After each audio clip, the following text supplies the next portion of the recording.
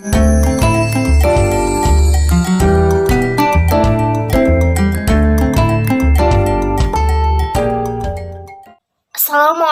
warahmatullahi wabarakatuh. Apa kabar semuanya? Semoga kita selalu dalam lindungan Allah Subhanahu wa taala.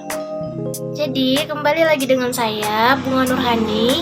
Ini materi yang akan kita bahas yaitu mengenai Pancasila sebagai dasar pengembang ilmu. Sebelumnya, mengapa sih Pancasila itu dikatakan sebagai dasar pengembang ilmu? Yuk, yang ingin tahu jawabannya, mari saksikan video kali ini. Nah, kita ketahui bersama bahwa pengembangan ilmu pengetahuan dan teknologi dewasa ini mencapai kemajuan yang pesat, sehingga peradaban manusia mengalami perubahan yang luar biasa. Namun, dalam pengembangan iptek perlu mempertimbangkan nilai-nilai budaya dan agama dalam pengembangannya agar tidak merugikan umat manusia. Sehingga ditetapkan pengertian Pancasila sebagai dasar nilai pengembangan ilmu dapat mengacu pada beberapa jenis pemahaman. Yang pertama, bahwa setiap ilmu pengetahuan dan teknologi atau iptek yang dikembangkan di Indonesia haruslah tidak bertentangan dengan nilai-nilai yang terkandung dalam Pancasila. Selanjutnya yang kedua, bahwa setiap iptek yang dikembangkan di Indonesia harus menyertakan nilai-nilai Pancasila sebagai faktor internal pengembangan iptek itu sendiri. Yang ketiga, bahwa setiap nilai-nilai Pancasila berperan sebagai rambu normatif bagi pengembangan iptek di Indonesia.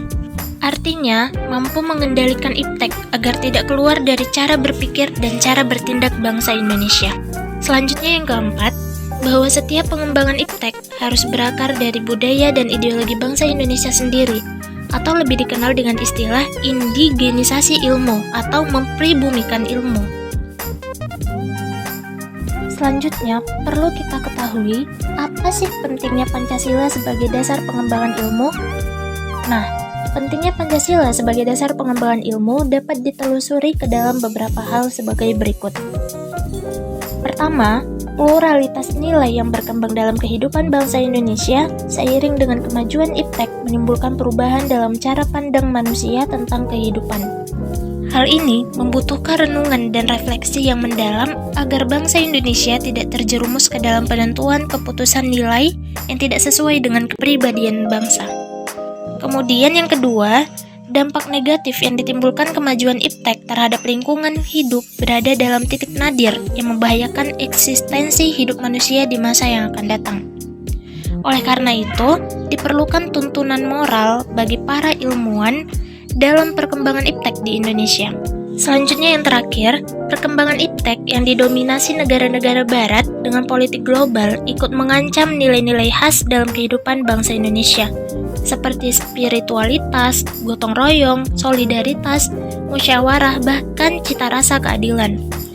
Oleh karena itu, diperlukan orientasi yang jelas untuk menyaring dan menangkal pengaruh nilai-nilai global yang tidak sesuai dengan nilai-nilai kepribadian bangsa Indonesia. Nah, dapat kita simpulkan bahwa Pancasila mengandung hal-hal yang penting dalam pengembangan iptek sesuai dengan sila-silanya. Seperti pada sila pertama, mengingatkan bahwa manusia adalah makhluk Tuhan yang mempunyai keterbatasan. Kedua, usaha untuk menyejahterakan manusia haruslah dengan cara-cara yang berperi kemanusiaan. Selanjutnya yang ketiga, mengingatkan pada kita untuk mengembangkan iptek untuk seluruh tanah air dan bangsa, sehingga tidak ada perbedaan. Nah, sila yang keempat, membuka kesempatan yang sama bagi semua warga negara untuk mengembangkan iptek dan mengenyam hasilnya sesuai dengan kemampuan dan keperluan masing-masing.